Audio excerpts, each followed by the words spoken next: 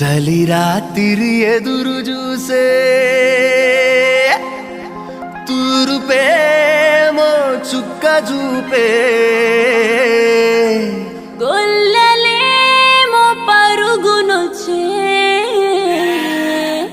దూతలేమో పొగడవచ్చే